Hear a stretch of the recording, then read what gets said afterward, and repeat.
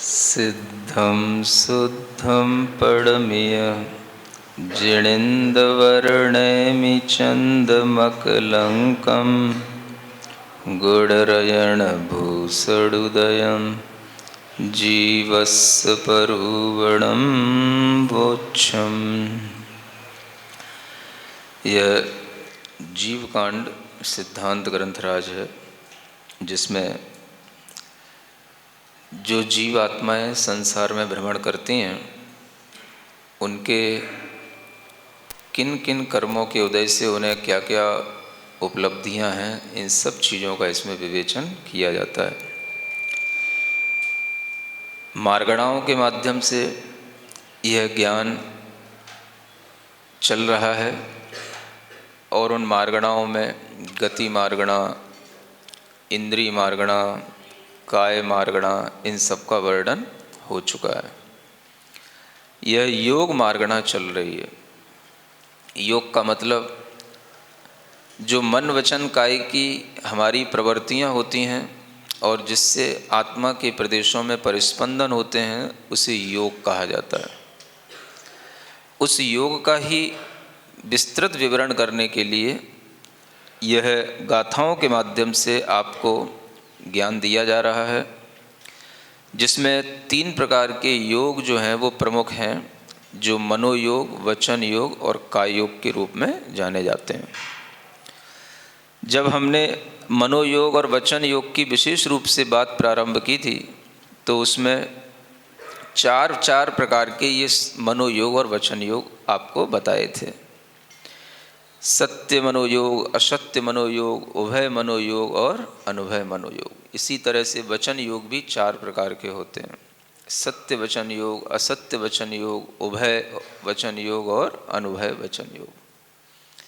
उभय उसे कहते हैं जिसमें दोनों हों, और अनुभय उसे कहते हैं जिसमें दोनों ही न हों। यानी जिसमें सत्य और असत्य दोनोंपन हो वो उभय कहलाएगा, और जो सत्य भी नहीं और असत्य भी नहीं उसको अनुभय कहेंगे।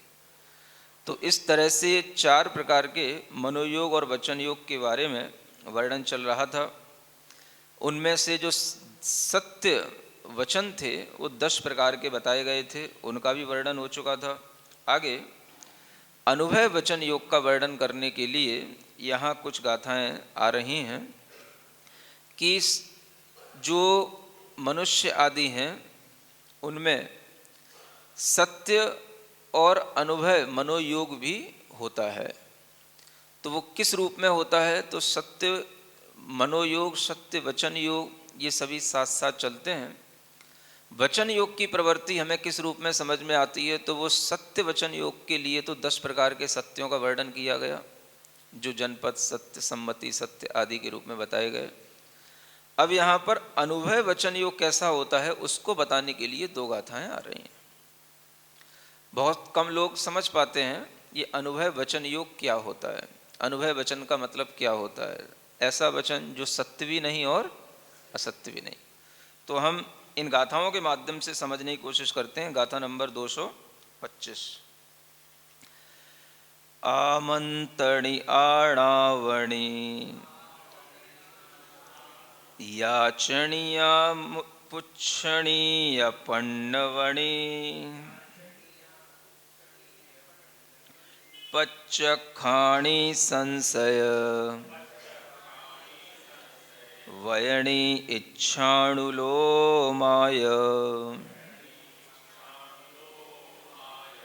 णौमि अणक्षर गदा असच्च मोसा हवन्ति भासौ सोदाराणं जम्मा वत्तावत्तंस संजनया। गाथा में जो पद दिए गए हैं उनका अर्थ समझने के बाद में उसका विशेष अर्थ समझते हैं। आमंत्रणी माने आमंत्रण वाली भाषा, आणावणी माने आज्ञापनी भाषा, याचनिया माने जिससे याचना की जाती है, प्रार्थना की जाती है, ऐसी भाषा। आपुच्छणी माने जिससे हम प्रश्न पूछते हैं ऐसी भाषा। पन्नावणी माने जिससे हम प्रज्ञापना करते हैं, कोई सूचना देते हैं ऐसी भाषा। पच्चखाणी यानी जिससे हम प्रत्याख्यान करते हैं, किसी चीज़ का त्याग करते हैं, वो भाषा। संशय वर्णी जो संशय के वचन होते हैं वो भाषा। इच्छानुलोमा और जो हमारी इच्छा को व्यक्त करती है वो भाषा। ये 8 भाषाएं। इसके अलावा 9वीं अनक्षर गदा जो अनक्षर रूप भाषा है वो असत्य मोसा, इन्हें हम असत्य मोश यानी जो न सत्य हैं और न ही झूठ हैं, हवंती भाषाओं, ये 9 प्रकार की ये भाषाएं होती हैं। सोदाराणम यानी श्रोताओं को जम्मा माने चूंकि, वत्ता वत्तंस कुछ व्यक्त और कुछ अव्यक्त अंश के लिए यह संजनया माने उत्पन्न करने वाली होती हैं। ये गाथा का एक सामान्य अर्थ है। अब हम थोड़ा सा इसी गाथा के अर्थ से समझने की कोशिश करते हैं कि हमसे क्या कहा जा रहा है। जो हमारी भाषा स्पष्ट रूप से बोलने में आती है, जिसे हम स्पष्ट व्यक्त अर्थ में जिसको हम एक्सप्रेस करते हैं, वो कहलाती है हमारी सत्य भाषा, है ना। इसके बारे में आपको बताया जा चुका है। जो सत्य वचन के रूप में किसी भी तरह के सत्य वचन जो 10 प्रकार के बताए थे, उन रूपों में जो भाषा होगी वो कहलाएगी सत्य वचन की।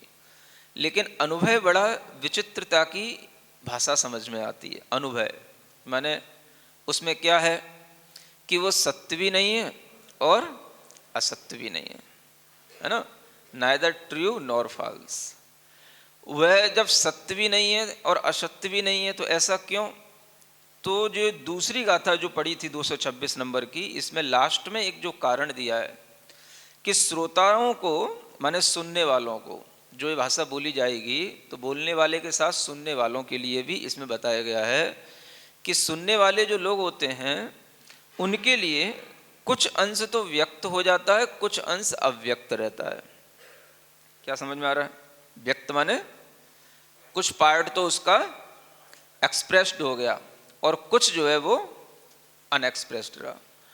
अब जो पार्ट उसका व्यक्त हो गया वो उसके लिए कुछ विशेष कहलाया, जो कुछ उसके लिए थोड़ा सा व्यक्त हो गया, और जो अव्यक्त रहा वो उसके लिए एक सामान्य रहा।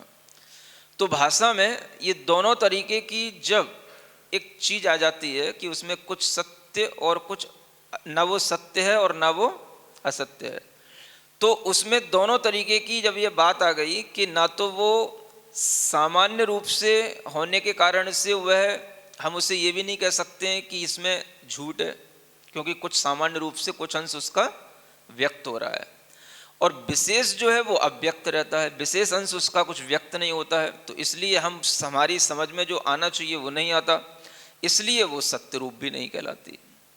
तो ऐसी भाषा जिसे हम सत्य रूप भी ना कह पाएं और असत्य रूप भी ना कह पाएं, उसे कहेंगे हम अनुभय भाषा। समझ आ रहा? जो दोनों रूप हो गई, सत्य रूप और असत्य रूप, वो तो उभय हो गई। लेकिन जो सत्य भी नहीं है और असत्य भी नहीं है, आधी अधूरी नहीं है। आधी अधूरी भी कुछ तो आपने कह दी, जो आधी है वो तो आधी तो आपने व्यक्त कर दी। समझ आ रहा है? अधूरी थी तो वो अधूरी भी आपके लिए जितनी आपने कह दी उतनी तो हो गई कम से कम। अधूरी तो जितनी अंश में अधूरी रह गई उतने अंश में अधूरी रह गई, तो इसको आधी अधूरी भी नहीं कहना। क्या समझ आ रहा है? इसको आधी अधूरी भी नहीं कहेंगे।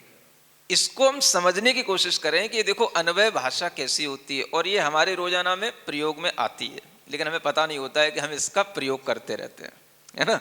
जैसे आमंत्रणी भाषा, सबसे पहले इसमें क्या कहा गया? आमंत्रणी भाषा। अब आमंत्रण का मतलब होता है किसी को जब हम बुलाते हैं, है ना। इसको एक तरीके से जैसे इन्वोकेटिव लैंग्वेज बोलेंगे। तो कैसी भाषा? भो देवदत्त अत्र आगच्छ आगच्छ। क्या समझ आ रहा? विधानों में तो आप बोलते ही रहते हो, भवनवासी व्यंतर देवा आगच्छ आगच्छ। है ना। तो ये, या कोई भी व्यक्ति को जब हम बुला रहे हैं, कोई भी व्यक्ति आया जिसका हमें सम्मान करना है, उसको हम बुला रहे हैं, है ना, फलाने चंद जी आइए आइए। अब ये जो हमने भाषा बोली आइए आइए, या उसको आमंत्रण देने रूप जो हमने कुछ भाव व्यक्त किया, ये आपके लिए तो बिल्कुल ऐसा लग रहा है जैसे बिल्कुल स्पष्ट है, लेकिन अगर हम इसको वास्तव में देखें तो ये एक व्यक्त अव्यक्त रूप भाषा है। क्या समझ आ रहा? आपने उसको बुलाया तो सुनने वाले ने ये समझा कि मुझे बुलाया गया, है ना। अब बुलाया तो गया, लेकिन किस लिए बुलाया गया ये उसने अपने कॉमन सेंस से जान लिया, अलग बात है, लेकिन ये उसके लिए स्पष्ट तो नहीं होता। कई बार, है ना, अगर कोई प्रोग्राम चल रहा है तो वो समझ लेता है, जैसे सम्मान का कार्यक्रम चल रहा है तो वो समझ लेगा हाँ भाई सम्मान के लिए बुलाया जा रहा है ना। लेकिन अगर अचानक से किसी से कहोगे ऐसा इधर है ना, तो वो एकदम से उसे ये भी लगेगा कि मुझे बुलाया भी जा रहा है, ये तो कुछ सत्य है, लेकिन क्यों बुलाया जा रहा है इसमें कुछ भी उसके लिए जो स्पष्टता नहीं आ रही है, इसके कारण से वो अव्यक्त रूप भाषा भी कहलाती है।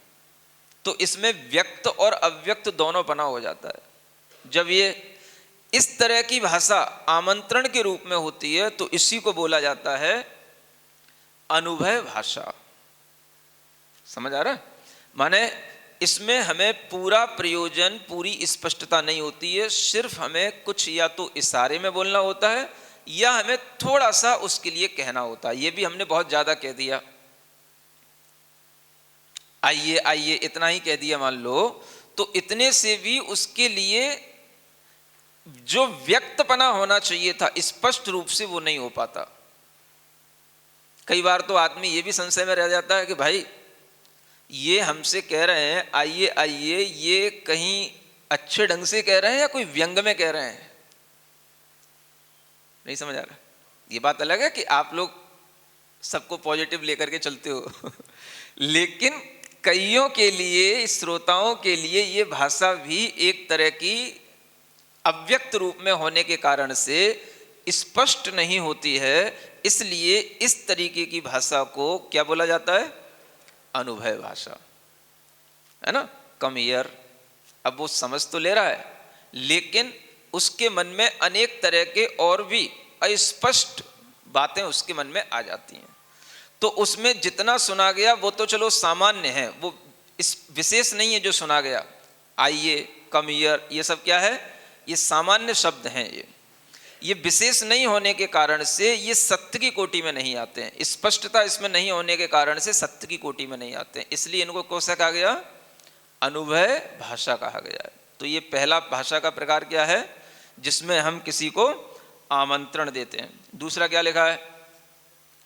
आणावणी माने आज्ञापनी भाषा, जिसमें हम किसी को आज्ञा देते हैं, है ना। आज्ञा का मतलब एक डिक्टेटरी भाषा। कैसी? इदम कुरु, संस्कृत में क्या बोलते हैं? यह करो। अब ये उसको एक ऑर्डर दे दिया, जैसे डिक्टेटरशिप होती है ना, ऑर्डर दे दिया, मिलिट्री में ऑर्डर दे दिया, वहां जाओ, वहां चढ़ाई कर दो, राजाओं की भाषा, उस पर आक्रमण कर दो, वो चीज उठा के लाओ।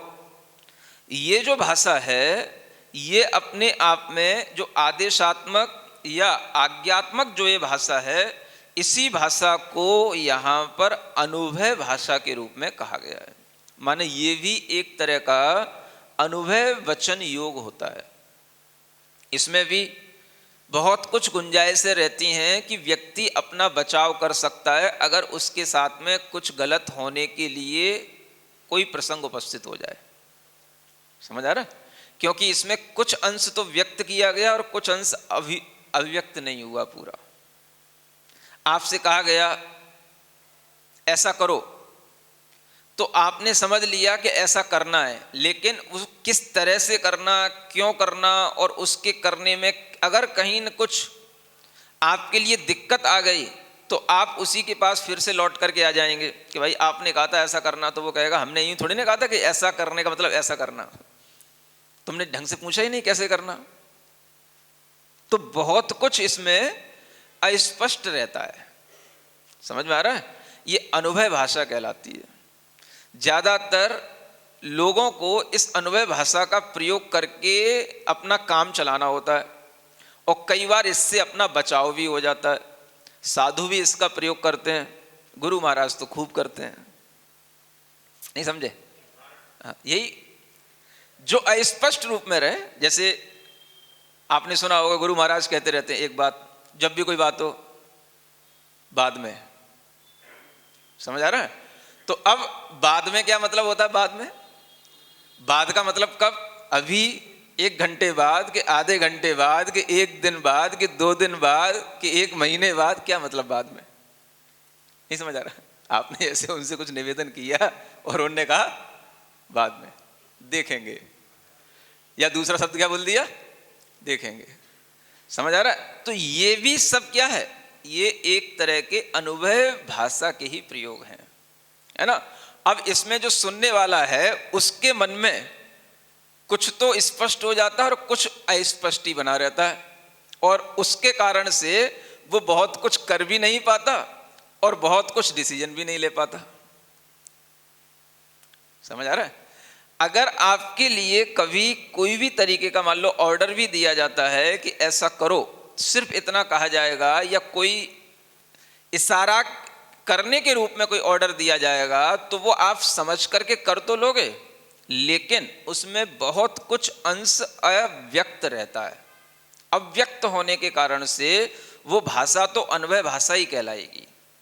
वो पूर्ण रूप से व्यक्त नहीं है, इसलिए वो सत्य के रूप में नहीं है, वो अनुभव के रूप में एक अलग कैटेगरी रखी गई है इस भाषा की। समझ में आ रहा है? तो ये अच्छी चीज है जो आप प्रयोग में लाते हो, लेकिन आपको पता नहीं है कि आप कैसा करते रहते हो, और उसके कभी कभी फायदे भी होते हैं और कुछ नुकसान भी होते हैं, वो भी आप कभी ना कभी महसूस करते रहते हो। समझ आ रहा है? तो ये दूसरी प्रकार की भाषा कौन सी हो गई? आज्ञापनी भाषा, है ना। डू दिस, इस तरीके की भाषाएं जो है ये आज्ञा के रूप में होती हैं, ये भी जो है अनुभव भाषा हो गई। तीसरी भाषा है कौन सी? याचनीय, है ना, याचनात्मक भाषा, जिसे हम बोलते हैं कुछ हमें प्रार्थना करना है ना, रिक्वेस्टिव है ये। कैसी है ये? कुछ हमें प्रार्थना करना है, जैसे कि गिव मी दिस। इस तरीके की चीजें जब हम बोलते हैं याचना या प्रार्थना रूप भाषा, तो ये भी भाषा अपने आप में कैसी है? अनुभव रूप है ना। मुझे यह दे दो, है ना। आप इसको ऐसे समझ सकते हो जैसे कि कोई भिखारी होते हैं, कुछ दे दो, तो अब आप सोचते हो कुछ में क्या दे दो? नहीं समझ आ रहा है? या जब कोई कुछ लेना चाहता है, मौन हो, इशारा करे, तो उस समय आपके लिए कितनी अस्पष्टता होती है ना। साधु लोग होते हैं, कभी चौके में अगर कुछ इशारा नहीं भी करें, केवल अपनी अंजुली भी बंद कर लेते हैं और वो नहीं खोलते हैं, तो भी आपके लिए कितना समझ नहीं आता। ये क्यों है? तो ये भी एक तरीके का कुछ नहीं बोल रहे हैं, फिर भी यह आपका अनुभव मनोयोग उसके साथ चल रहा है ना। वचन योग तो नहीं है कि ये दे दो, ये वचन योग तो है नहीं है, लेकिन अनुभव मनोयोग के साथ में ये क्रिया चल रही, तो आप समझ लेते हो कि मन में कुछ है। अब वो आपके लिए कुछ स्पष्ट हो रहा है और कुछ नहीं हो रहा है। जो स्पष्ट है वो तो सामान्य सा है कि कुछ है, कुछ चाहिए है, लेकिन जो अस्पष्ट है वो बहुत सारा है। तो जब भी किसी भी तरह की कोई भी याचना की जाएगी, तो भी जो है ये इसी भाषा में आ जाएगी, अनुभव भाषा में। यानी आप अगर किसी भी चीज के लिए याचना कर रहे हो, मांग रहे हो, प्रार्थना कर रहे हो, तो उसमें आपको यही कहना होता है मुझे ये चीज दे दो। अब देने के बाद में देने वाले के लिए, जिससे आप मांग रहे हो, उसे सोचना होता है कि ये क्यों मांग रहा है। दे तो दिया या दे रहा है, लेकिन देते समय उसके मन में बहुत कुछ अव्यक्त है, आपके वचन, आपके उद्देश्य। तो यही उसके लिए अनुभव भाषा के रूप में काम करने लग जाती है। तो ऐसी ये भाषाएं ये अनुभव की श्रेणी में आती हैं। इसी तरीके से होती है नहीं, जो स्पष्ट भी नहीं और अस्पष्ट भी नहीं, माने व्यक्त और अव्यक्त दोनों अंशों को जो उत्पन्न करने वाली, केवल अस्पष्ट नहीं है। अस्पष्ट इसलिए नहीं है क्योंकि उसमें कुछ अंश तो स्पष्ट हो रहा है। तो भाषा में दो चीजें होती हैं, एक सामान्य अंश और एक विशेष अंश। तो सामान्य तो व्यक्त है, विशेष व्यक्त नहीं हो रहा है। जो आपने कहा यहाँ आओ, ये दे दो, ऐसा करो, ये सामान्य अंश हो गया।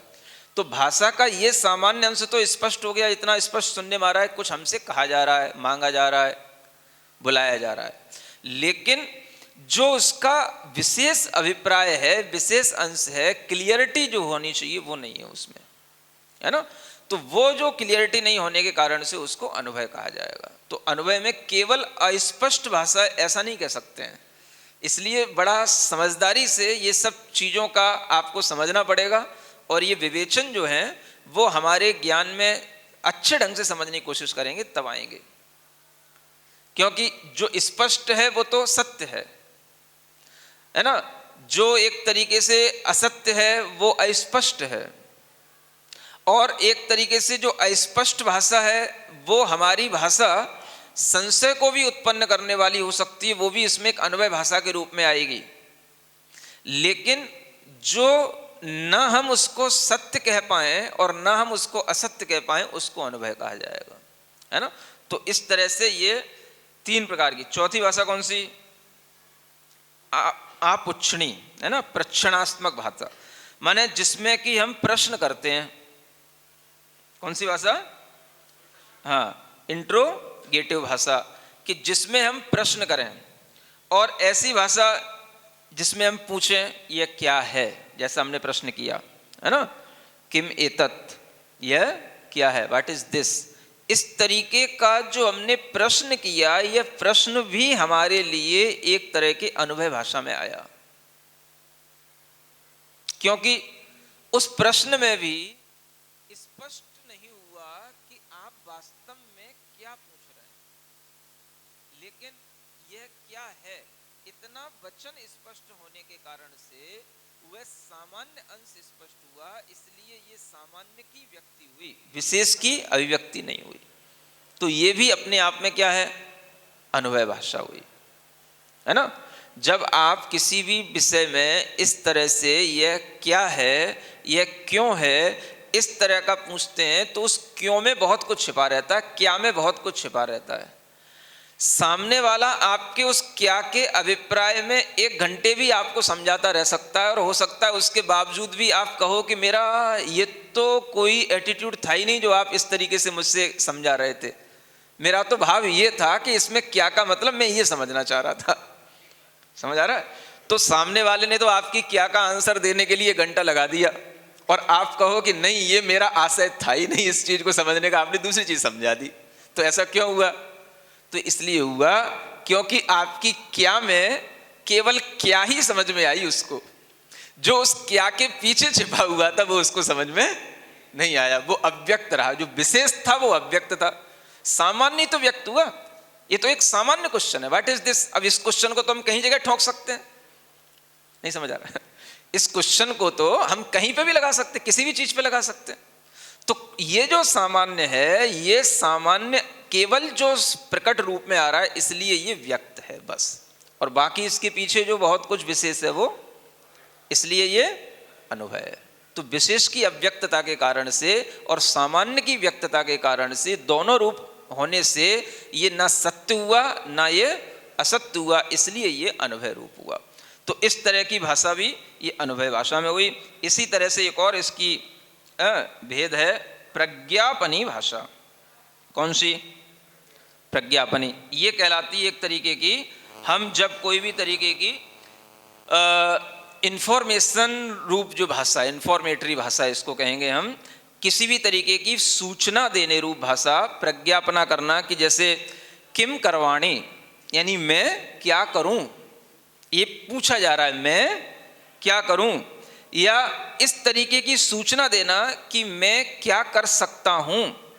ये जो सूचनात्मक भाषा होती है, ये भी एक तरह से, जिसमें ये प्रश्न आया, सामने वाले ने थोड़ा अभिप्राय बताया, लेकिन फिर भी वो अनुभव रूप ही रहा, है ना। क्या रहा? ये अनुभव रूप।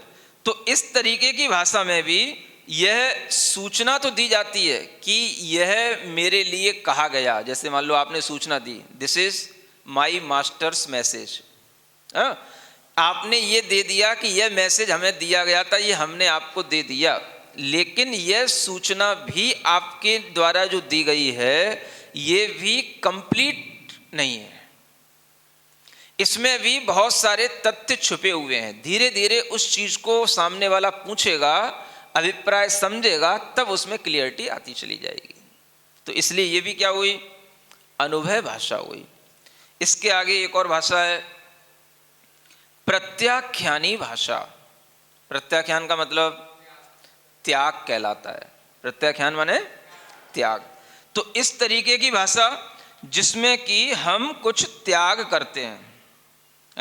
जब हम किसी चीज का त्याग करते हैं तो हम बोलेंगे मैं इसको छोड़ता हूं, अहम इदम वर्जयामि, या प्रत्याख्यामि। तो जब हम इस चीज का त्याग करते हैं तो उस त्याग में भी ये त्याग कर दिया इसने, ये एक सामान्य की अभिव्यक्ति हुई। विशेष जब तक उसके लिए खुद भी कभी स्पष्ट नहीं होता तो वह बाद में जब उसके सामने परिस्थितियां आ जाती हैं तब वो प्रश्न करता है, महाराज हमने व्रत लिया था, हमने उस समय पर इस चीज का त्याग किया था, अब हमारे सामने दिक्कत आ गई कि हम ऐसा कर सकते हैं कि नहीं कर सकते हैं। तो ये जब आपने प्रत्याख्यान किया था तब क्यों नहीं सोचा था? मतलब वो आपके भी आशय में नहीं था, आपको भी पता नहीं था, विशेष आपको भी नहीं मालूम था। अब जिस आपने बोला तो सामने वाले को तो और क्या पता होगा आपका आशय, कि आपने त्याग के साथ साथ क्या त्याग कर दिया। होता है कि नहीं होता है? आपने किसी चीज का त्याग किया, अब त्याग करने के बाद में आपके मन में वो आशय अगर स्पष्ट नहीं है तो दूसरे के लिए तो वो स्पष्ट कभी हो ही नहीं सकता है। जब आपके ही मन में वो बात कभी अधूरी है तो दूसरे के लिए पूरी कैसे हो सकती है? तो एक तो बात यह है, श्रोता के लिए तो वो बात अनुभव रूप रही ही, लेकिन आपके भी मन में वो अनुभव रूप ही है। और अगर आप अपने मन में स्पष्ट कर लेंगे तो आप स्पष्टता से बता देंगे। आपने आलू का त्याग किया, समझ आ रहा है? अब आलू का त्याग करने का मतलब आपने बोला कि मैं आलू का त्याग करता हूं, समझ आ रहा है? अब आपके सामने एक समस्या आ गई। कभी मान लो कि आपके लिए कोई ऐसी सब्जी मिल गई कि जिसमें पहले आलू बना हुआ हो और फिर बाद में उसमें दूसरी सब्जी डाल दी गई हो और वो आपको बना के दे दी गई हो और आपको उसको पता पड़ गया हो, या उसमें कुछ थोड़ी सी उसकी स्मेल आ रही हो। देखो कंडीशन की बात बता रहा हूं, समझ आ रहा है? अब आप क्या सोचोगे, हमने आलू का त्याग किया था लेकिन ये आलू वाले बर्तन में ही या उसी तेल में से बना करके ये हमें दूसरी सब्जी दी गई है। अब मेरा त्याग किस रूप में था अब आपको भी पता नहीं है। अब मैं इसको खाऊं कि नहीं खाऊं, या उसमें आलू तो है नहीं है, आलू की स्मेल आ रही है, अब इसको खाऊं कि नहीं खाऊं। समझ आ रहा है? तो ये क्या हुआ, ये भी आपके द्वारा किया गया प्रत्याख्यान भी आपको पता नहीं कि हमारा प्रत्याख्यान स्पष्टतया किस रूप में है ना? दूसरे को क्या पता होगा? अब आप हमसे त्याग करके चले जाते हो, ऐसा कोई भी नियम लेकर के चले जाते हो, तो वो हमारे लिए भी एक तरीके से आपने नियम ले लिया और हमने नियम दे दिया, तो आपके लिए तो ये हो गया, लेकिन वह अनुभव रूप ही रहा। हाँ ठीक है, कर दिया। अब आपने क्या सोच के कर दिया? रात्रि भोजन त्याग। अब रात्रि भोजन का मतलब क्या है? बिल्कुल रात्रि होने तक का, कि रात्रि से आधा घंटे पहले का, कि रात्रि होने तक का, कि चारों प्रकार का, कि बिल्कुल भी पानी भी, दूध भी, दवाई भी कुछ नहीं लेने का? कुछ समझ ही नहीं आता। हाँ ठीक है, सबके अपने अपने एटीट्यूड हैं। हाँ, खाली अन्न का त्याग, कि बिल्कुल स्ट्रिक्टली कि जो है रात होने से पहले हम भोजन कर लेंगे या रात होने तक कर लेंगे, कुछ भी स्पष्ट नहीं है। और आप त्याग ले लेते हो, चले जाते हो। फिर जब आपके लिए कोई टोकता है, कोई कुछ कहता है, भाई जब तुमने रात्रि भोजन का त्याग किया था तो तुम अब दिन छिपने से पहले खा लेना चाहिए, दिन छिपते छिपते भी क्यों खा रहे हो? अरे अभी दिखाई दे रहा, ये तो कोई बात नहीं हुई। तो जब सामने वाला टोकता है तब तुमको फिर लगता है कि हमारे लिए क्या स्पष्टता, तो स्पष्टता आपको करनी है। इसलिए जो ये त्यागात्मक भी जो सामान्य भाषा है कि मैं इसका त्याग करता हूं ये भी जो है बहुत कुछ क्या है, अनुभव रूप ही है। स्पष्ट तो हो रहा है ना? अब इसको ज्यादा स्पष्ट करोगा तो फिर ये अनुभव रूप नहीं रह जाएगी फिर ये इसलिए इनको केवल समझना है।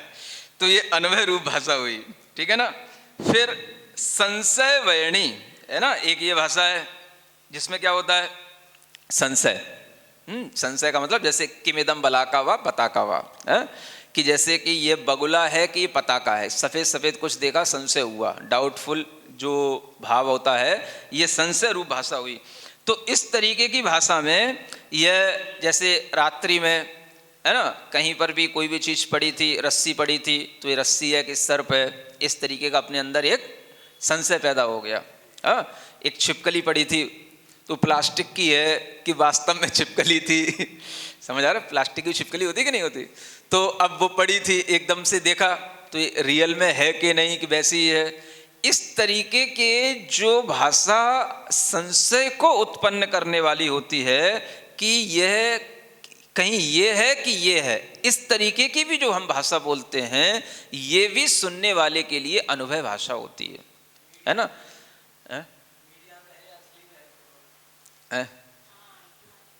ये भी अच्छा प्रश्न है, ये भी एक संशय है। कोरोना असली में है कि मीडिया में ही है? ये भी एक अपने आप में अगर संशय है तो ये संशय भी अपने आप में अनुभव भाषा ही है ना? संशय को उत्पन्न कर देने वाली भाषा। क्या ये कोरोना अब आगे ठीक हो जाएगा, क्या ये बना रहेगा, इस तरीके से बोला जाता है। तो इसमें भी कुछ तो आपको जो स्पष्ट हो रहा है वो तो बड़ा सामान्य सी बात है, लेकिन जो अस्पष्ट है वो बड़ा विशेष है। अब ये ठीक हो जाएगा या नहीं हो जाएगा, इस तरह के आप संशय में पड़े रहते हो या प्रश्न करते हो, तो ये सब भी अनुभव भाषा में ही आता है ना? इसी के आगे एक और भाषा है इच्छाणुलोमा। क्या है ये? इच्छाणु माने इसमें अपनी इच्छा व्यक्त की जाती है। इसको बोलते हैं जैसे तथैव मयापि भवितव्यम, यानी मैं भी आपकी तरह इसी प्रकार से होना चाहता हूं। आप लोग बोलते हो ना, मैं भी आपके जैसा बनना चाहता हूं, तो ये आप इच्छा व्यक्त कर देते हो। अब ये आपके जैसे बनने का मतलब क्या बनना चाहते हो? मेरे जैसा नग्न साधु बनना चाहते हो कि मेरे जैसा मतलब किसी गुणवान, किसी गुण की तरफ, आपकी क्वालिटी की तरफ नजर है, वैसा क्वालिटी वाला बनना चाहते हो? कुछ भी व्यक्त नहीं होता, बस आपने कह दिया मैं तो आपके जैसा बनना चाहता हूँ। बाहर से बनना चाहते हो कि भीतर से बनना चाहते हो कि किसी एक स्टाइल से अट्रैक्टेड होकर के वैसा कह रहे हो, कुछ तो पता नहीं होता ना नहीं समझ आ रहा। तो इस तरीके की भाषा भी अपने आप में क्या हुई, ये भी हाँ, कि एक तरह से यह अनुभव भाषा है ये, है ना? मतलब जैसे हम अपनी इच्छा किसी भी रूप में रख रहे हैं, अब उस इच्छा में भी आपको पता नहीं होता, अब आप जैसे खूब इच्छा करते रहते हो मैं जिनेंद्र भगवान के जैसा बन जाऊं, मैं मुनि महाराज जैसा बन जाऊं, तो अब आपके लिए भी स्पष्ट नहीं होता है कि मुनि महाराज के जैसा बन करने का मतलब आपको क्या है, या वैसा बन करके आपके उद्देश्य में क्या है, स्पष्ट तो कुछ नहीं होता। किस लिए आप बनना चाहते हो, बहुत कुछ व्यक्त नहीं होता है, समझ आ रहा है? तो ये भी अपने आप में, जिसे हम बोलते विश करना, है ना, आई विश टू बी सच, तो ये भी अपने आप में होने वाली इसी तरीके की ये एक अनुभव भाषा ही है, जिसे सम्मिश्र भाषा बोला जाता है। और इस तरह की भाषा में भी विशेष जो अंश है वो अव्यक्त ही रहता है। तो सामान्य बात हो गई, मैं आपके जैसा बनना चाहता हूँ, आपके जैसा होना चाहता हूँ, है ना? तो ये तो सामान्य बात हो गई। तो इतना ही बस स्पष्ट है कि हाँ बस आपने अच्छी भावना रखी है, बाकी भीतर तो आपको ही पता है क्या है समझ में आ रहा है ना? कितनी बार आप भावना कर पाते हो, जैसे आप कहते हो जिन गुण संपत्ति हो मध्यम, है ना, मुझे जिनेंद्र भगवान के गुणों की प्राप्ति हो। तो आप कह तो देते हो सामान्य रूप से जिनेंद्र भगवान के गुणों की प्राप्ति मुझे हो, मैं इस तरह का ये विश कर रहा हूँ कि मुझे जिनेंद्र भगवान के गुणों की प्राप्ति हो। लेकिन वास्तव में आप कौन से गुण चाहते हो, क्या चाहते हो? उन जैसा वैभव चाहते हो कि उन जैसा मतलब नाम चाहते हो कि उन जैसी जो है कोई फेम चाहते हो कि उन जैसा है ना कोई उन जैसी सम्मान या पूजा चाहते हो, क्या चाहते हो? या उनके आत्मीय गुणों को चाहते हो, उनके जैसी शांति चाहते हो, उनके जैसा ज्ञान चाहते हो, क्या चाहते हो? उनके जैसा सुख चाहते हो? व्यक्त तो कुछ नहीं हुआ, बस मैं जिनेंद्र भगवान के गुणों की प्राप्ति हो जाए। ये भी अपने आप में क्या है, एक सामान्य ही है ना। मैं आपके जैसे गुणों की प्राप्ति कर लूँ, मुझे आपके गुण प्राप्त हो जाए, मैं आपके जैसा हो जाऊँ, ये सभी भाषाएं एक तरह की अनुभव भाषा में ही आती हैं। तो ये 8 प्रकार की ये भाषाएं हो गई। यहाँ तक कितनी हो गई? 8वीं। 9वीं जो भाषा है वो अगली गाथा में लिखी हुई है अनक्षर गदा, यानी जो अनक्षरात्मक भाषा होती है ये भी अनुभव भाषा कहलाती है। अनक्षरात्मक कैसी होती है? जो 2 इंद्रिय जीवों से लेकर के असंगी पंचेंद्रिय तक के जीवों की भाषा है वो अनक्षरात्मक भाषा होती है ना। उनकी भाषा में अक्षर नहीं होते हैं, तो वह अनुभव रूप होती है। अब उस अनुभव में भी वो उस भाषा में कुछ व्यक्त कर पाते हैं, कुछ अव्यक्त रह जाता है। और उनका वह व्यक्त अव्यक्तपना कैसे समझ में आएगा? जब उनके भीतर कुछ सुख दुख होता है, ये तो सबके अंदर होता है, कुछ ना कुछ उनके लिए सुख दुख होगा, तो सुख या दुख की अभिव्यक्ति वो किसी रूप में कर सकेंगे। किसी भी रूप में हम उनके अंदर के उस सुख दुख के भाव को हर्ष आदि के रूप में देख पा सकते हैं, अगर वो देखने योग्य होंगे तो, है ना। उनको देखने के लिए हमारे पास भी कोई ज्ञान होगा तो इस तरह से उनकी अभिव्यक्ति अनक्षर रूप में ही होती है। अक्षर से तो स्पष्ट नहीं कह पाएंगे मैं दुखी हूँ, मैं सुखी हूँ, मेरे अंदर बहुत दर्द हो रहा है, बहुत पीड़ा है, अक्षर रूप में कुछ नहीं कह पा रहे हैं। लेकिन उसकी अभिव्यक्ति को आप समझ सकते हो कि इनमें कुछ पीड़ा का भाव लग रहा है, इसलिए ये बहुत ही चेहरे से बहुत ही पीड़ित, दुखी, उदास या बहुत ही जो है परेशान सा महसूस कर रहा है। ऐसा आप देख करके अभिव्यक्ति उसकी इतनी सामान्य अभिव्यक्ति से आप समझ सकते हो। ये भी अपने आप में उसकी ये अनुभव भाषा का ही परिणाम है जो अनक्षर भाषा के रूप में यहाँ बताई जाती है। तो वही यहाँ कहा गया है कि इस तरह की भाषाएं जो हैं ये ना तो सत्य रूप हैं और ना ही ये असत्य रूप हैं।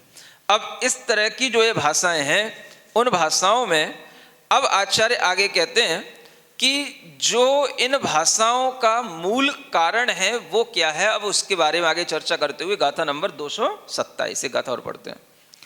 मणवयणाणम मूल निमित्तम खलु पुराण देह उदयोदो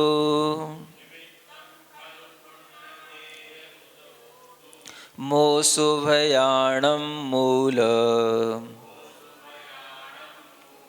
निमित्तम खलु होदि आवरणम। क्या कहते हैं?